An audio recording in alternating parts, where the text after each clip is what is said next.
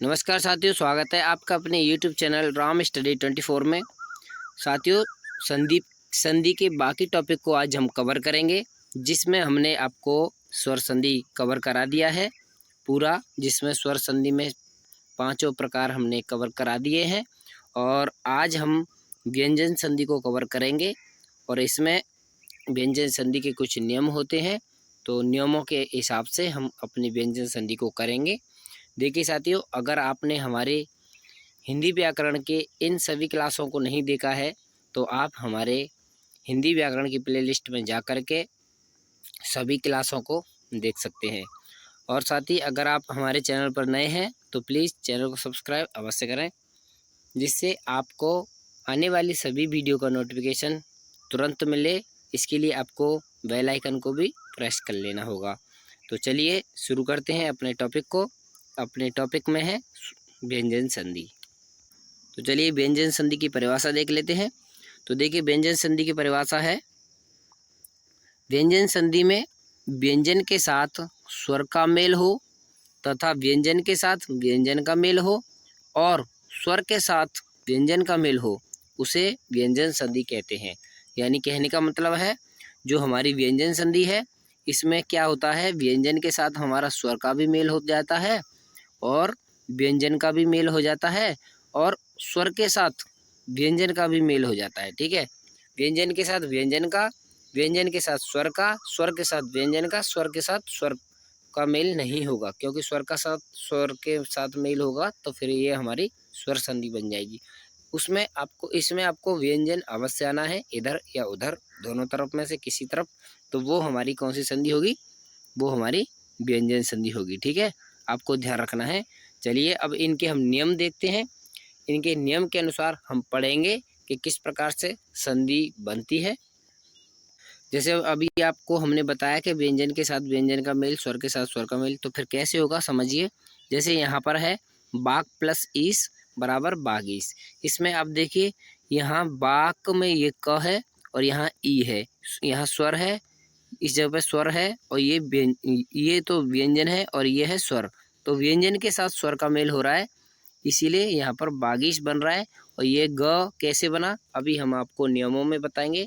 ठीक है, और यहाँ देखिए उत प्लस घाटन, तो यहाँ पर ये व्यंजन है और यहाँ पर भी व्यंजन है, तो व्यंजन व्यंजन का मेल होने से ये हमारा व्यंजन संधि बनी, तो यहाँ उद्घाटन हुआ। तो यहाँ ये द कैसे आया, ये सभी नियम के अनुसार है, तो हम आपको सभी नियम बताएंगे। बस यही तो पढ़ना है हमें, ये नियमों के, बस नियमों का ही तो तरीका पढ़ना है। अब देखिए, यहाँ देखिए क्या है, अभी प्लस शेक, तो यहाँ पर व्यंजन है और व्यंजन में यहाँ क्या लगा है, स्वर, स्वर, और इधर की तरफ भी हमारा व्यंजन है, तो स्वर और व्यंजन का मेल होने से भी यहाँ अभिषेक हुआ, तो ये शव कैसे बना, ये भी आपको नियम बताएंगे। तो चलिए शुरू करते हैं अपने व्यंजन संधियों के नियम।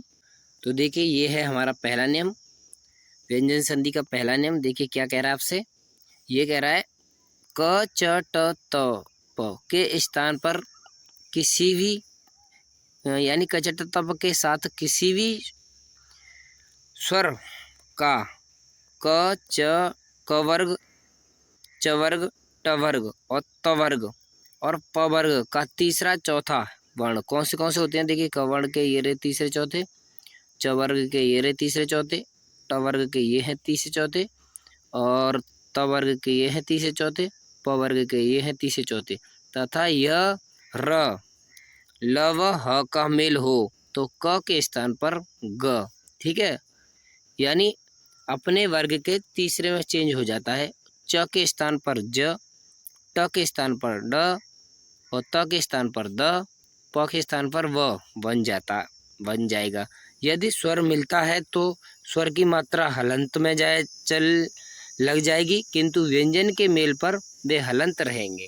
ठीक है, अगर स्वर मिलेगा तो फिर वहाँ पर हम हलंत नहीं लगाएंगे और अगर व्यंजन मिलेगा तो फिर हमारा हलंत बना रहेगा, ये आपको समझना है। अब आपको इसको बारीकी से समझाते हैं।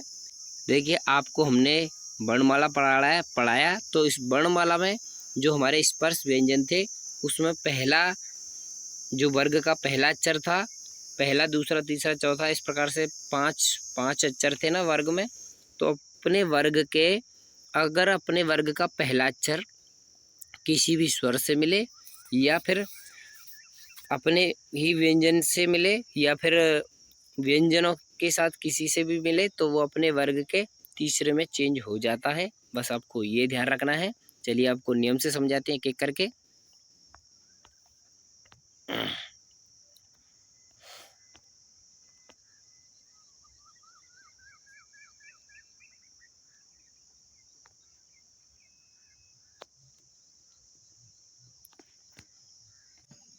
तो यहाँ से समझिए, देखिए यहाँ से आपको अच्छी तरह समझ में आएगा। यहाँ देखिए क्या लिखा है, संधि यानी क के स्थान पर ग होना। तो क के स्थान पर ग कैसे होता है, ये क वर्ग का पहला अक्षर है, ठीक है। क वर्ग का ये तो है पहला, फर्स्ट वाला, और ये है ग थर्ड वाला। तो ये थर्ड में चेंज कैसे होता है ये समझिए। तो मैंने आपको बताया कि अगर क वर्ग का जो पहला अक्षर है क, वो किसी भी स्वर के साथ या किसी भी व्यंजन के साथ मिले तो ये क्या होता है, अपने तीसरे में चेंज हो जाता है। अब इस उदाहरण से समझिए, ये उदाहरण एक ही है दोनों बॉक्स में। तो यहाँ समझिए, यहाँ लिखा है दिक प्लस अंबर। तो इस दिक प्लस अंबर का बना दिगंबर। ये बना कैसे, तो यहाँ पर देखिए ये व्यंजन है और यहाँ पे स्वर है। इन दोनों के मेल से ये ग का निर्माण हुआ, ठीक है। इस ग व्यंजन का पता है ना कि अपने वर्ग के तीसरे में चेंज हो जाएगा। अगर ये क किसी भी स्वर से मिलेगा तो अब किसी भी स्वर से मिला तो अपने वर्ग के तीसरे ग में चेंज हो गया। लेकिन यहाँ अ की वजह से इस पर हलंत नहीं रहेगा, इसीलिए यहाँ बन जाएगा दिगंबर, ठीक है। समझ में आया। अब देखिए इस उदाहरण को भी समझाते हैं आपको। देखिए यहाँ से इस उदाहरण को भी समझिए, ये भी एक ही उदाहरण है। यहाँ देखिए, यहाँ दिक प्लस विजय, ठीक है। यहाँ पर भी हमारा क्या है, एक व्यंजन का मेल किससे हो रहा है, व्यंजन का मेल हमारे स्वर के साथ हो रहा है, जो व स्वर है उसके साथ। तो यहाँ पर ये जो क है इसका तो बन गया ये ग, और यहाँ वी का वी, इसीलिए व्यंजन आने पर हमारा हलंत रहता है, बताया आपको। तो ये दिगंबर, ये दिग्विजय बन गया, ठीक है। अब इन उदाहरणों को समझिए। बाक प्लस दान, तो वागदान बन गया, ग बन जाएगा, ठीक है। ये त के हैं, इनको भी समझाएंगे आपको। यहाँ देखिए बाक प्लस वैभव, तो बाक वैभव बन गया, ये ग में चेंज हो गया। और दिक प्लस दर्शन, दिग दर्शन बन गए, ग में चेंज हो गया। और बाक प्लस दत्ता, तो बाग दत्ता बन गया, ठीक है। अपने वर्ग के तीसरे में चेंज हो रहा है, यानी जो क है ये अपने वर्ग के तीसरे में चेंज हो जाता है, किसमें, ग में, ठीक है। अगर व्यंजन हुआ तो ये इस पर हलंत लग जाएगा, अगर स्वर हुआ तो ये पूरा व्यंजन ही आ जाएगा। समझ में आया ये वाला नियम। अब चलिए इनके विच्छेद देख लेते हैं। तो देखिए विच्छेद किस प्रकार से होंगे, तो प्रागैतिहासिक, इस प्रागैतिहासिक का हम विच्छेद करेंगे। तो यहाँ पर जो ग है इसको हम क में चेंज कर देंगे और यहाँ ऐतिहासिक बना देंगे। मैंने बताया ना, जब भी हम विच्छेद करते हैं तो हमारे जो शब्द आते हैं उनका ऐतिहासिक है, इसका मतलब अर्थ निकल रहा है तो अर्थ निकलना चाहिए, ठीक है। यहाँ पर देखिए बागीस का बनेगा, या ग से तोड़ेंगे तो इसको बाक प्लस ईस, अपने वर्ग के तीसरे में बदला था। तो ये जो तीसरे वर्ग का है इसको पहले वर्ग में लाना होगा ना विच्छेद करते समय, तो ये पहले वर्ग में यहाँ पर आया बाक प्लस ईस, ठीक है। समझ में आया। चलिए अब दूसरे नियम की ओर चलते हैं। दूसरा नियम नहीं है, ये उसी नियम में, ठीक है। चलिए उसी नियम में अब देखते हैं च के बारे में। अब देखिए च के स्थान पर ज होना, च के स्थान पर ज होना, इसको समझिए। अब च के स्थान पर ज क्यों हो रहा है, तो ये च जो है ये च वर्ग का पहला है और ज जो है ज अपने वर्ग का तीसरा है। तो अपने वर्ग के तीसरे में चेंज हो जाना ही बस ये वाला नियम है। तो इसमें देखिए यहाँ से समझिए, इस वाले उदाहरण से, ये एक ही उदाहरण है, इसको समझिए दोबारा से।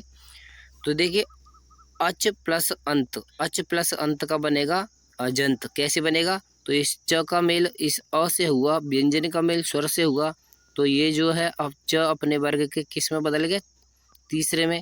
और ये अंत के साथ अब मिलेगा तो यहाँ पर किसी भी स्वर के साथ मिलता है तो हलंत हट जाता है, इसीलिए अजंत बन गया। ठीक है, अब देखिए यहाँ से विच्छेद समझ लिए।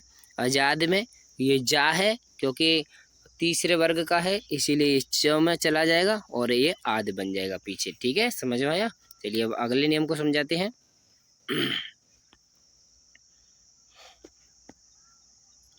ट के स्थान पर ड। अब ये ट के स्थान पर ड को समझाते हैं। ये ट के स्थान पर ड बदलना, और ये ट है क्या, ये ट वर्ग का पहला अक्षर है, और ये ड है क्या, ये अपने ही वर्ग का तीसरा अक्षर है। ठीक है, तो तीसरे पहले वर्ग का तीसरे वर्ग में बदलना, पहले वर्ग के अक्षर का तीसरे वर्ग के अक्षर में बदलना ही ये नियम है, जब शुरू से हम आपको पढ़ा रहे हैं। अब आपको यहाँ से समझिए, सट प्लस आनन। तो सट प्लस आनन में इस उदाहरण में समझिए ध्यानपूर्वक। तो सट प्लस आनन में क्या हुआ था, यहाँ जो ट था ये स्वर के साथ मेल हुआ, तो अपने स्वर के साथ जैसे ही मेल होगा तो अपने वर्ग के तीसरे में चेंज हो जाएगा, तो ये ड में चेंज हो गया, तो सड प्लस आनन तो बनेगा सडानन। ठीक है, ये इस पे हलंत था, स्वर के साथ मिलने पर इसका हलंत हट गया। अब देखिए इस उदाहरण से समझिए, ये वाला उदाहरण है नीचे। तो सट प्लस यंत्र, सट प्लस यंत्र का क्या होगा, ये ट और ये य। ट किसी भी य, देखिए य से भी बताया ना, य से य र ल व ह से मिल जाए तब भी, तो ये ट य से मिला तो ये अपने वर्ग के तीसरे में ड में चेंज हो गया, तो सड प्लस यंत्र बराबर षड्यंत्र। तो यहाँ पर षड्यंत्र है। ठीक है, षड्यंत्र।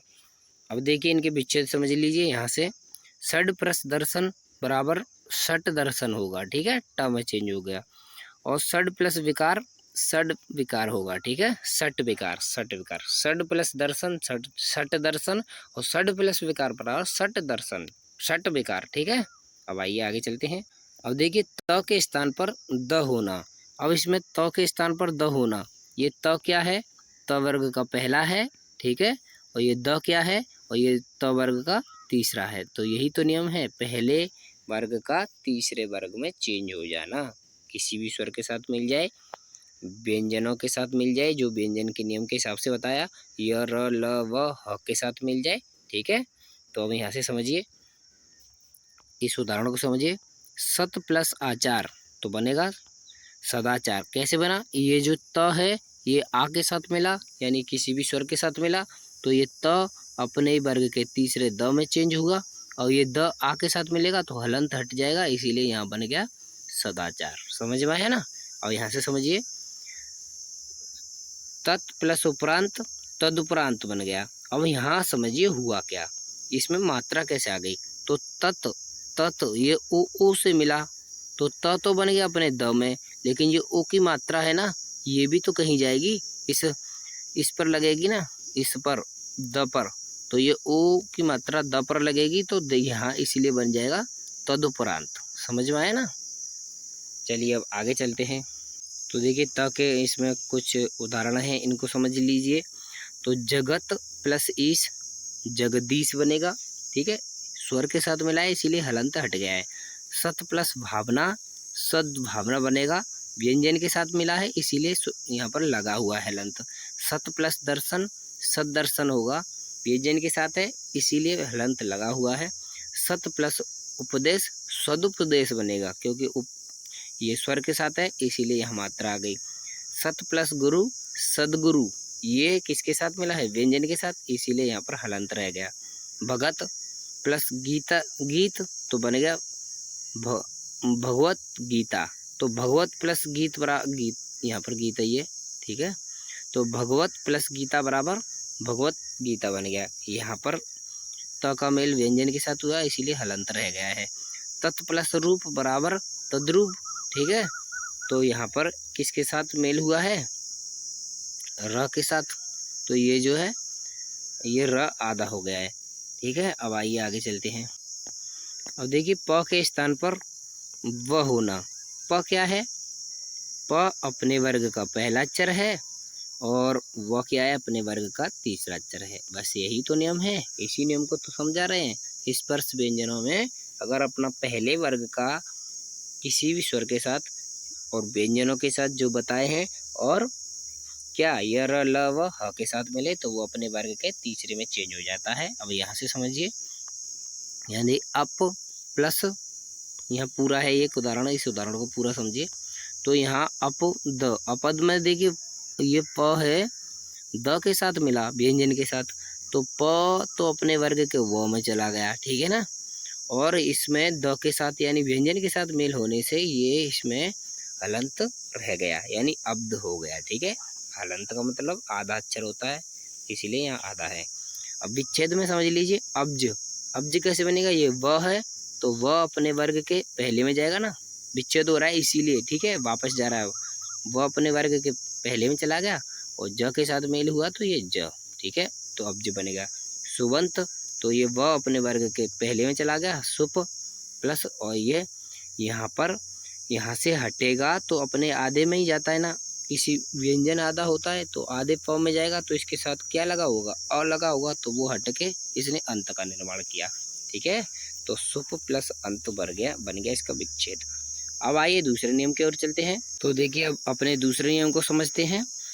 तो दूसरा नियम समझने से पहले थोड़ा इस बात को समझिए कि जब भी हम व्यंजनों का मेल कराते हैं तो इस प्रकार से दो शब्द होते हैं ना, समझ में आ रहा है ना।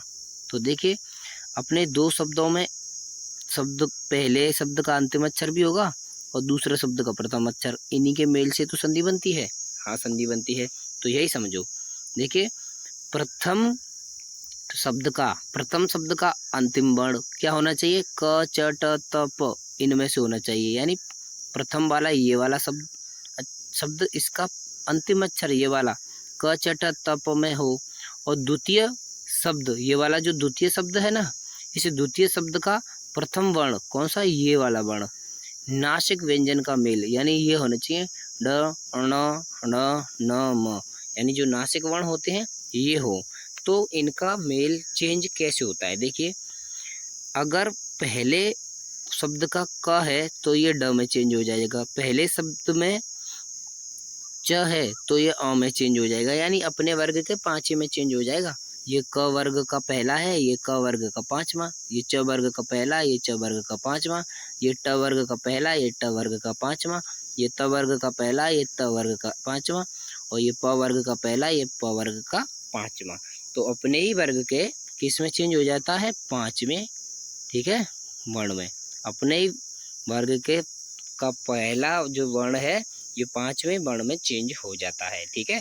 क का अणा हो जाएगा, च का अ हो जाएगा, और ट का अणा हो जाएगा, द का न, इनके साथ ही मेल होगा। देखिए यहाँ पर क का मेल तो इनके साथ, इनमें से किसी के साथ भी हो सकता है, ठीक है। इस क का मेल, च का मेल भी इनमें से किसी के साथ, लेकिन बनेगा क का ये और च का ये, ठीक है। इसमें समझाया ना आपको कि प्रथम शब्द का अंतिम अक्षर ये होना चाहिए और द्वितीय शब्द का प्रथम अक्षर क्या होना चाहिए, नासिक में से किसी, नासिक में ये है ना, इनमें से किसी का। तो ये क का अणा इस प्रकार से चेंज हो जाएंगे अपने वर्ग के पांचवें अक्षर में। चलिए उदाहरण से समझाते हैं और अच्छी तरह समझ में आएगा। देखिए यहाँ समझते हैं क के बारे में। तो क का अणा कैसे बना, तो देखिए समझिए इस उदाहरण से, ये एक ही उदाहरण है। तो यहाँ देखो बाक प्लस मैं, बाक प्लस मैं ये है क्या हमारा, ये क है और ये देखिए म, पांचवा अक्षर है ना, यानी नासिक है, नासिक है समझिए। तो क का मेल किसी नासिक व्यंजन से हो रहा है, तो क का तो बन गया न, बनेगा ना न, अपने पांचवें में चला गया, ये अपने पांचवें में चले जाएगा, क का न हो जाएगा, और मैं तो ये बाग में बन जाएगा, बाण में, ठीक है, बाण में। तो बाक प्लस मैं बराबर बाण में। और यहाँ देखिए दिक प्लस नाग बराबर, दिक प्लस नाग बराबर, तो दे इसमें क ये अणा में चला गया क्योंकि ये नासिक व्यंजन से मेल हुआ है इसलिए। तो क्या बनेगा, तो दृढ़ नाग बनेगा इसका, दृढ़ नाग। चलिए अब अगले उदाहरण से समझते हैं। यहाँ पर देखिए अगला उदाहरण क्या कह रहा है। तो ऋक प्लस मंत्र, रिंग मंत्र बनेगा, ठीक है, समझ में आया। अब आइए अगले उदाहरण पर चलते हैं। इसके विच्छेद भी हैं, इसके विच्छेद से अभी आप समझ सकते हैं। तो बाक प्लस मुख का ये, इसका विच्छेद देखिए बाक प्लस मुख बनेगा और इसका विच्छेद दिक प्लस मंडल बनेगा, ठीक है। अब आइए अब ट का अणा होना, ये ट का अणा कैसे होगा, तो ये देखिए क्या है, अपने वर्ग का पहला अपने वर्ग के पांचवें में चला गया। तो अपने वर्ग का पहला अपने वर्ग के पांचवें में जाता है, बताया ना आपको। तो कब बताया? किसी भी प्रथम वर्ग का मेल नासिक व्यंजन के साथ हो जाए। तो देखिए कहाँ है ये नासिक व्यंजन से मेल कहाँ हो रहा है, समझाइए फिर से द्वारा। तो यहाँ देखिए ट का मेल माँ के साथ हो रहा है, यानी प्रथम वर्ग का मेल नासिक व्यंजन के साथ। तो प्रथम वर्ग का तो अपने पांचवें में चला जाएगा, और माँ के साथ हो रहा है, यानी किसी भी किसके साथ हो, व्यंजन के साथ, तो हलंत लगा रहेगा। तो क्या बनेगा? सट प्लस मास का बनेगा षणमास। ठीक है, अब यहाँ समझिए सट प्लस मूर्ति का क्या बनेगा? तो सट प्लस मूर्ति का बनेगा षण मूर्ति। किस प्रकार से बना? ट का बन गया अपने पांचवें में, और ये मूर्ति, ये देखिए ट का मेल अपने ये ट का मेल किससे हुआ है? नासिक व्यंजन से, इसीलिए ट अणा में चला गया। तो बाण बाण मूर्ति बन गया, बाण मूर्ति। यहाँ मूर्ति है, र लगा हुआ है।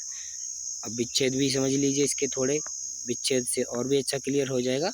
तो यहाँ देखिए षणमुख, तो सट प्लस मुख, ट का नासिक के साथ मेल हुआ है, इसीलिए अणा बन गया।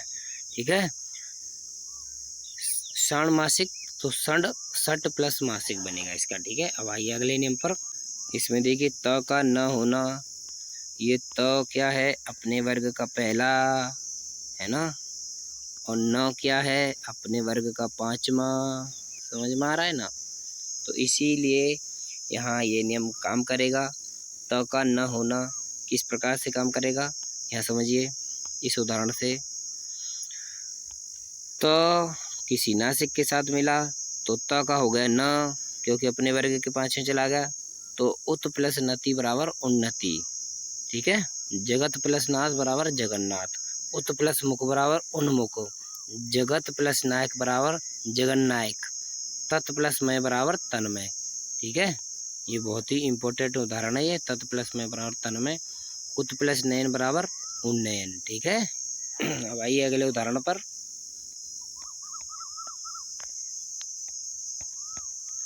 तो देखिए हमारा अगला उदाहरण का क्या कह रहा है, अगले उदाहरण को भी समझ लेते हैं।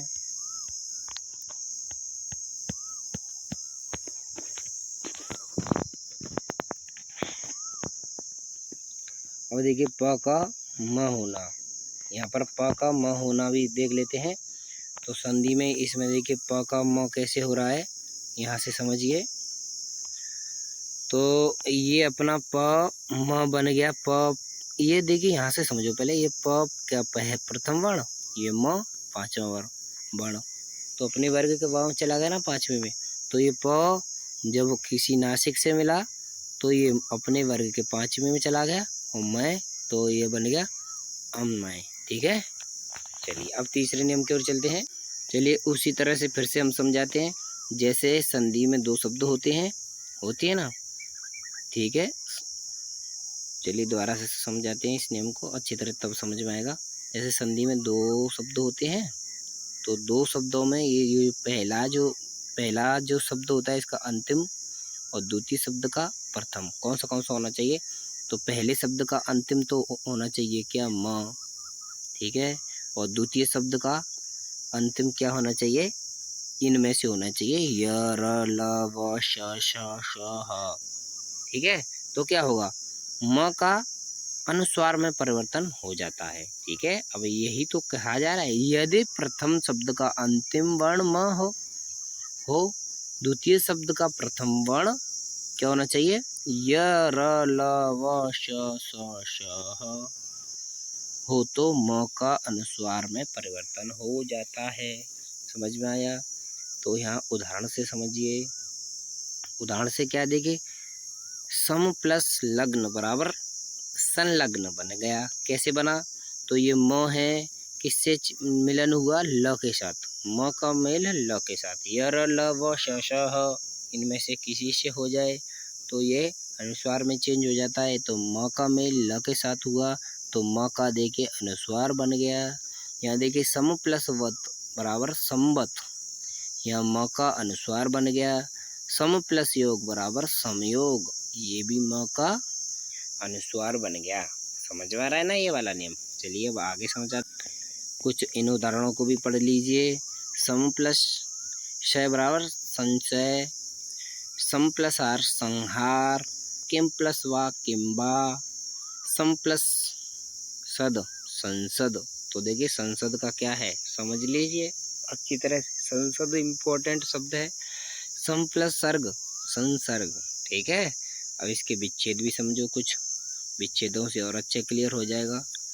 तो देखिए संयोजना, विच्छेद करेंगे संयोजना को तो ये स और इस अनुस्वार को हम म में कन्वर्ट कर देंगे और योजना को योजना, तो सम योजना बन जाएगा। संविधान का सम प्लस विधान, ठीक है। अब आइए इसका तीसरा नियम समझते हैं। अब देखो इस नियम को समझ लीजिए, वही अपना पहला वाला फंडा कि प्रथम शब्द का अंतिम वर्ण त द हो तथा क्या द्वितीय शब्द का प्रथम वर्ण क्या होना चाहिए, ये ड से प्रारंभ हो, तब इनमें संधि होती है तो क्या होता है समझो, त द के स्थान पर अण बन जाता है। त द के स्थान पर, यानी जो पहले ये जो त द थे ना, इनके स्थान पर अण बन जाता है। कब, जब त द का मेल अण से हुआ हो, यानी इन दोनों से हुआ हो, ठीक है। तो इन दोनों का ये बन जाता है अकेला। चलिए समझाते, उदाहरण से समझ में आएगा अच्छी तरह से। आप उदाहरण से ही समझते हैं बस, तो उदाहरण से समझाते हैं। तो देखिए यहाँ पर इस उदाहरण को समझिए, उत प्लस डयन, ये क्या है त और ड से मेल हुआ, बताए ना इसमें ड से हुआ, ड से मेल हुआ तो त का बनेगा ड, तो उड्डयन बन गया इसका, उड्डयन, ठीक है। अब यहाँ नीचे वाले उदाहरण समझिए, भगत प्लस डमरू, तो भगत, तो इसका बनेगा भगत डमरू, भगत डमरू, ठीक है, समझे। चलिए अब आगे चलते हैं, समझाते हैं। चलिए स्वर संधि का हम व्यंजन संधि का 5वां नियम देखते हैं। आज 5 ही नियम कराएंगे, उसके बाद कल कराएंगे। तो देखिए वही अपना पहला फंडा कि प्रथम शब्द का, किसका, प्रथम शब्द का अंतिम वर्ण क्या होना चाहिए, यानी दो शब्द होते हैं ना, यहाँ पर देखिए ये इस प्रकार से, तो प्रथम का इसका ये अंतिम, तो इसका देखिए अंतिम क्या होना चाहिए, त द, ठीक है। और द्वितीय शब्द का ये प्रथम, द्वितीय शब्द का ये प्रथम क्या होना चाहिए, ये होना चाहिए ल, समझ में, ल से शुरू हो, तब इन दोनों में संधि होती है तो क्या होता है, इन त द का ल बन जाता है ल, ठीक है। जो त द थे वो ल में चेंज हो जाते हैं। उदाहरण से समझिए, उत प्लस लास तो बनेगा उल्लास, तो ये त भी ल में चेंज हो गया, ठीक है। तत् प्लस लीन तल्लीन बन गया, ये त भी ल में चेंज हो गया तो तल्लीन, ठीक है, तल्लीन यहाँ पर बन गया। तो ये हमारे उदाहरण थे, इसके कुछ उदाहरण और समझ लीजिए। तो इसके देखिए और उदाहरण है, उत प्लस लिखित उल्लिखित बन गया, और शरत प्लस लास सरल लास बन गया, और उत प्लस लंघन बराबर उल्लंघन बन गया, ठीक है। विच्छेद भी समझ लीजिए इसके, तो विच्छेद से और अच्छे क्लियर हो जाएगा। यहाँ देखिए विच्छेद क्या है, उल्लेख का बनेगा उत प्लस लेख, क्योंकि डबल ला है, देखिए जहाँ डबल ला लग जाता है वहाँ यही नियम काम करता है। तो हर एक में देखिए डबल ला है, इसमें जब डबल ल आए तो त, जब विच्छेद करते समय आसानी हो जाती है त में चेंज कर दो, तो उत प्लस लेख, अंतिम जो शब्द है उसको ऐसे लिखिए। भगवल्लीन, इसका बनेगा भगत प्लस लीन, भगवल्लीन का भगत प्लस लीन, ठीक है। ये हमारे क्या हुए, 5 नियम हुए व्यंजन संधि के, ठीक है। अब आगे के नियम आपको कल कराएंगे। देखिए ये टॉपिक बहुत ही कॉम्प्लिकेटेड, थोड़ा सा लंबा है, क्योंकि व्यंजन संधि थोड़ी सी लंबी अपने नियमों में रखती है। अगर आपको बारीकी से अगर आप नहीं समझेंगे तो फिर देखिए कुछ समझ में नहीं आएगा। अगर आप एक बार अच्छी तरह हम जो पढ़ा रहे हैं उस तरह से पढ़ लीजिए, फिर आपके बाद उदाहरण आएंगे ना, आपके लिए कोई परेशानी नहीं होगी कभी भी। एक बार हम जो पढ़ा रहे हैं उस तरह से पढ़ो, कभी भी आपको कहीं भी दिक्कत नहीं आएगी अगर इस तरह से इन उदाहरणों को पढ़ते रहेंगे। देखिए समय तो देना होगा। अगर आप समझें कि संधि को हम एक दिन में समझ लें तो ये कभी हो नहीं सकता। अगर आप एक दिन में समझना चाहें तो पूरा दिन लगेगा, 1 घंटे में तो समझ नहीं सकते, ठीक है। तो क्या है, बारीकी से आराम से समझिए, पूरा समझ में आएगा, डिटेल में समझ में आएगा। आप बस घबराइए ना, डरिए नहीं कि ये लंबा टॉपिक है। लंबा है तो क्या हुआ, हम एक बार समझ लेंगे तो फिर से तो ना समझना पड़ेगा। बस ये आपके माइंड में होना चाहिए, किसी भी चीज़ को जब हम पढ़ें तो परीक्षा के लिए तो पढ़ रहे ही हैं, लेकिन हमें जानकारी के लिए भी अवश्य पढ़ना है। ठीक है, तो चलिए ये हमारा टॉपिक यहीं समाप्त होता है। और अगर वीडियो पसंद आई हो तो वीडियो को लाइक करना, और आगे की वीडियो कल आपको मिल जाएगी समय पर। नमस्कार, धन्यवाद।